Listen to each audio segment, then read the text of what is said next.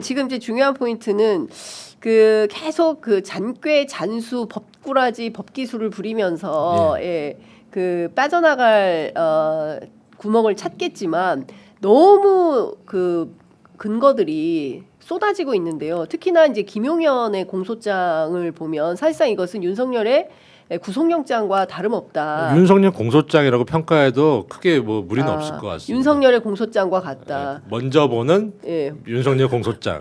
미리 보는 윤석열 공소장. 그렇습니다. 대통령이라는 언급이 48번이나 나옵니다. 사실상 주어가 대통령이에요. 윤석열. 그리고 이게 보통 그 다운편에 들어간 워딩이 다 윤석열의 워딩이지 그렇습니다. 않습니까? 그거는 보도 자료에 그 정도 실렸다는 거는 객관적으로 입증이 됐다는 소리고 그리고 그 김용현이가 그 벙커에서 한 말이 녹음된 게 있지 않습니까? 그게 그것도 보도 자료에 실려 있던데 거기 보면은 대통령의 명예에 따라 뭐 고사를 했다랬나 뭐 약간 그런 표현이 나오지 않습니까? 그게 녹음이 돼 있지 않습니까? 그건 객관 자료가 아닌가? 그게 김용현 그러니까 핵심. 네. 이것도 지금 그 검찰에서 압수해서 갖고 있는 거죠. 그러니까 그렇게 녹음이 확보됐다고 하면서 보도 자료에 실려 있는데 그 녹음 내용 자체가 김용현이 그렇게 말했다는 거 아닙니까? 그 결행 그 종료 직후에 중과부자 어쩌고 얘기하기 거기에 앞서 가지고 윤석열의 명예에 따라서 이 일을 했다고 하는 게 녹음이 돼 있다는 건데 뭐 더 수사할 게 있는지 모르겠습니다. 그러니까 지금 이거 보면 기자들한테 배포된 것만 해도 10쪽짜리인데 이게 실제로는 50쪽? 분량이라는 거니까 더 상세한 내용이 담겨져 있다. 그 내용은 좀 그렇게 봐야 될 것 같다는 생각이 좀 드네요. 그렇기 때문에 사실상 뭐 여러 뭐 좀 여죄라든지 뭐 좀 대상자가 좀 더 늘어날 수 있겠습니다만 적어도 윤석열의 내란 혐의 관련해서는 거의 입증이 끝나고 그 윤석열 조사만 남겨놓은 것이 아닌가 그 정도로 이해됩니다. 참고 삼아 말씀드리면 그 김용현이 뭐라고 얘기했냐면 우리 군이 통수권자이신 대통령님의 명을 받들어 임무를 수행했습니다. 그러나 중과부적으로 결과가 우리가 원하는 결과가 되진 않았지만 그래도 우리는 우리의 할 바를 다했다고 생각합니다.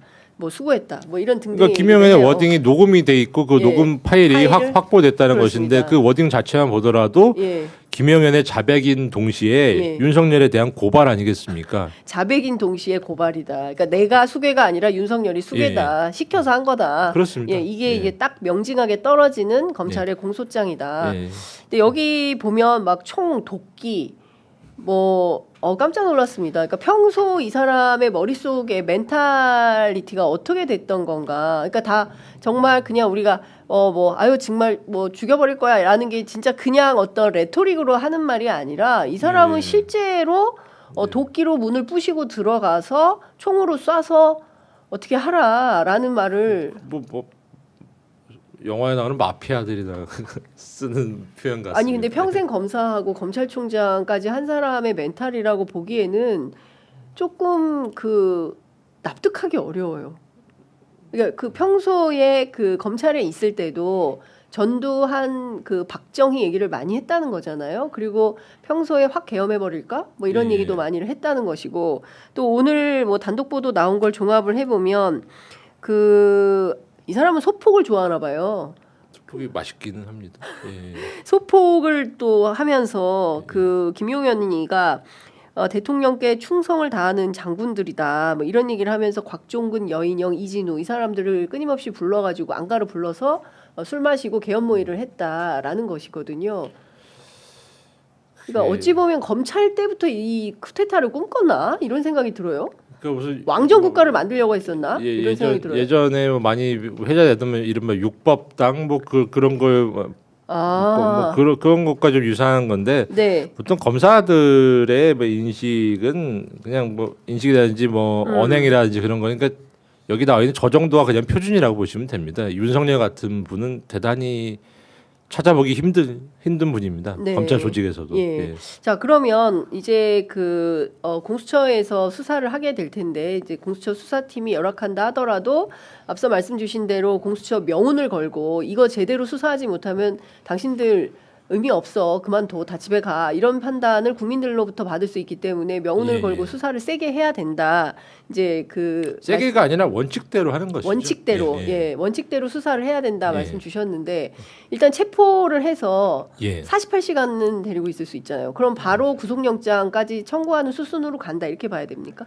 보통 체포영장을 그 정도로 준비할 때는 구속영장 초안까지는 작성해 놨다고 봐야 되고 다만 구속영장에 들어갈 윤석열의 변소 부분만 이렇게 비워놓고서 지금 체포영장을 청구한 상태로 이해하는 것이 맞을 것 같습니다. 왜냐하면 신병을 일단 확보한 순간부터는 시간이 급박하거든요. 시한이 있잖아요. 시한이 있고 48시간. 시한을 넘으면 불법이 됩니다. 불법 체포가 되지 않습니까? 그렇습니다. 그렇기 때문에 그거는 이것도 버티려고 하는 거 아니에요? 48시간 넘겨가지고.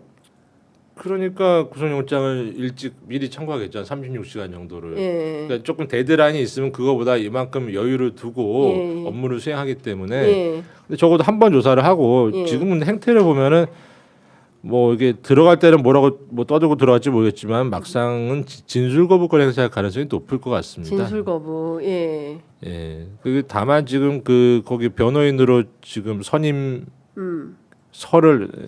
제출한 윤갑근 그분들이 다 좀 올드하신 분들이다 보니까 실제 실무적인 지원이 제대로 될지는 조금 그러면 막무가내로 진술 거부하고 버티고 48시간을 버텨버린다라고 뭐 하면 걸리니까요. 다만 좀 이게 대통령답지 못하다. 그리고 더군다나 검사답지 못하다. 좀 그런 평가는 불가피할 것 같고 왜냐하면 그런 평가에 대해서 아랑곳하지 않는 사람 같아요. 그분이 검사할 때 그 자기 방에 온 손님이 진술 거부하면 그분이 뭐라고 했겠습니까? 그분 성정상. 그러니까 육두문자가 먼저 나왔죠. 그런 분이 자기는 진술 거부한다. 그거는 좀 잘 이해하기 힘들고 다만 그런 체면 불구하는 분으로 이해가 되기 때문에 진술 거부할 가능성이 높다. 왜냐하면 똥인지 된장인지 모르겠으니까 일단 말을 뱉으면 손해다. 그건 본능적으로 알거든요. 그래서 겉으로 갈 때는 하고 실제 들어가서 하고 좀 언행이 많이 다르지 않을까. 언행 불일치다. 그럴 것 같습니다. 그러니까 예컨대 전두환 스타일로 한남동 관제 앞에서 기자들 모아놓고 또 뭐 어쩌고 저쩌고 궤변을 늘어놓고 일단 자진 출두를 한 다음에 들어가서는 진술 거부권 행사하고 아무 얘기도 안 하면서 48시간 버티고 그리고 예컨대 그 만기돼서 나오려고 하는 이런 전술 전략을 짤 거다. 그게 뭐 근데 치졸해. 경험상 그게 제가 좀 뭐 법조인들도 좀 조사를 해본 적이 있고 군 고위 장성들도 조사를 해본 적이 있거든요. 예전에 좀 이러저런 경험들이 있었는데 보면은 군 장성들은 의외로 이렇게 좀 남자다운 부분이 있더라고요. 보면은 저 같으면 이게 거기도 이게 뭐 서류 작업이 사실 꽤 있습니다. 군대도 이게 사실은 근데 서류로 말하죠. 전쟁 없이 뭐 몇십 년이 있다 보니까 서류 작업이 굉장히 고도화된 곳인데요. 군대도 근데 의외로 자기한테 불리한 얘기인 것도 이게 뭐 툭툭 잘 하더라고요. 근데 법조인들은 달랐습니다. 법조인들은 다르다. 우기고. 피하고 군인들은 그래도 이게 적어도 책임을 뭐 아랫 사람들한테 미룬다든지 아니면 자기가 한 거를 가지고 뭐 평가를 받으면 받지 않고 얘기를 하더라고요. 그냥. 근데 저는 저 입장에서는 이거 불리한 얘기인데 좀 말리고 싶은데 얘기를 해주니 고맙기는 한데 약간 그래서 좀 그런 부분이 약간 법조인들하고 문화가 좀 다르지 않나 좀 그런 인상을 받았던 기억이 있습니다. 그러니까 경우에 따라서 윤석열 만약에 김용현이 시켰다 뭐 이런 식으로 나올 수도 있어요. 전형적인 법조인 특히 고위 법조인들의 행태입니다. 진짜요? 자기보다 하급 관료인데 제가 출국급지 사건에서 겪었지 않습니까? 그러니까요. 그러네요. 진짜. 대검 지시받아서 했는데 지시했다는 관여된 그 수많은 분들 중에 자기가 했다고 손드는 분이 아무도 없고 근데 실제 서류는 제 이름으로 나왔으니까 얘가 잘못했네 다 그랬거든요. 그러네요. 그래서 제가 4년 재판 받았지 않습니까? 이 법조인들 끔찍합니다. 이 무책임의 끝판왕들이네요. 그러니까 결국에는 윤석열도 들어가가지고 황당하게 이거 내가 한 거 아니고 김용현이 시켜가지고 김용현이 자꾸 하자 그래서 나는 아무것도 몰랐다. 걔가 자꾸 나한테 가스라이팅해서 한 거다. 그렇게라도 얘기를 하면 좋겠습니다만은 진술 거부할 가능성이 높다. 초반에는. 그러니까 어쨌든 구워 삶아가지고 어쨌든 수사 기법을 통해서 진술을 토해내도록 만들어야 되는 거 아니겠습니까? 아니 근데 뭐 윤석열 부를 정도 되면 그분의 진술은 굳이 필요가 없는 상태로 수사가 이미 진전이 된 거죠. 예. 입장을 들어보는 수준인 것이지 네. 그 사람의 말 때문에 혐의가 달라진다거나 그러기는 좀 쉽지 않을 것 같습니다. 그러니까 사실 조사나 수사도 필요 없는 각이다. 일단 체포돼서 구속되면 그날로 끝이다. 이렇게 봐야 되겠네요. 그럼 그러니까 신병이 확보되는 순간 언제 집에 갈지 알 수 없습니다. 예. 그러니까 윤석열 집에 못 간다. 신병 확보되면. 그렇죠. 언제 갈지는 모른다. 예. 예. 뭐 일단 일단 내란죄 혐의 자체가 뭐 사형 또는 무기인데요. 뭐 사형, 무기. 예. 그렇죠. 예, 두 개밖에 없지 않습니까? 무기는 감형해봤자 예. 20년 이상인데요. 예. 20년 이상 50년 이하. 예, 20년 이상, 50년 이하. 50 이게 유기징역의 상한이 50년입니다. 예, 50년. 예. 예. 근데 뭐 연세를 고려하면 50년 50이라는 숫자는 의미가 없으니까요. 네. 예. 알겠습니다. 그리고 그 지금 시간이 다 2분이나 늦었지만 그래도 한 가지만 여쭤보겠습니다. 예. 그 조국 대표께서 감옥에서 지금 헌법소원을 내셨어요. 왜냐하면 지금 최상목 경제부총리가 예. 그 헌법재판관 임명을 안 하고 있습니다. 물론 법률적으로는 언제까지 어떻게 하여야 한다 이런 강제 규정이 없기 때문에 그렇습니다. 예, 그게 참 이것도 그렇습니다. 상식적으로 그냥 하면 되는데 쉽게 설명드리면 그런 거거든요. 이게 예. 예를 들어서 저희 당은 비례당이니까 네. 비례대표 당선이 됐어요. 근데 선관위가 당선증을 안 주고 있는 상태인 겁니다. 지금 쉽게 설명드리면 예. 이미 선출이 됐어요. 예. 국회 그 의안 자체 이름이 선출안입니다. 그렇습니다. 통과되면 선출은 된 거지 않습니까? 예. 형식적인 임명장 수여. 예. 그것만 지금 계속 버티고 있는데 거기에 어떠한 법적 근거가 있는지 좀 이해하기 힘듭니다. 예. 그러니까요. 이게 사실은 그동안 우리 국민들 사이에서 굳이 법적으로 하지 않고 상식적인 판단으로 그냥 하면 되는 것들을 윤석열 정권에서는 그게 안 됐어요. 그 대표적인 사례가 최민희 방통위원회에 대한 임명장을 7개월 7일 동안 주지 않아서 결국 자진 사퇴하도록 만든. 그래서 결국 의원을 만드셨죠. 국회의원을 만들고 국회 방통위원장까지 만들어 주셨는데 예. 여하튼 이제 그런 방식의 기괴한 수법을 쓰고 있는 건데. 더군다나 조한창 후보자 이제 후보가 아니죠. 후보자도 아니죠. 예. 뭡니까? 선출자 같은 경우는 여당에서 추천하는 인물 아니겠습니까? 맞습니다. 근데 여당 하나 야당도 그거 자체가 이미 여야가 합의됐다는 뜻인데 예. 도대체 어떤 근거로 다시 합의를 해오라고 하는지가 아유 참 뭐 한심합니다. 예. 그렇습니다. 자 어쨌든 오늘 경우에 따라서는 한남동 관저 앞이 인산인해가 될 가능성이 있고 집행 절차가 시작되면 저희들도 좀 판단을 좀 해봐야 될 것 같습니다.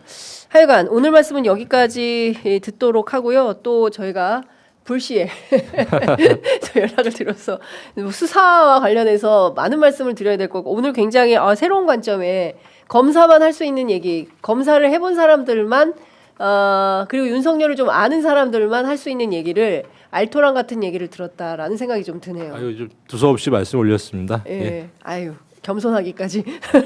오늘 말씀 잘 들었습니다. 고맙습니다. 예, 감사합니다.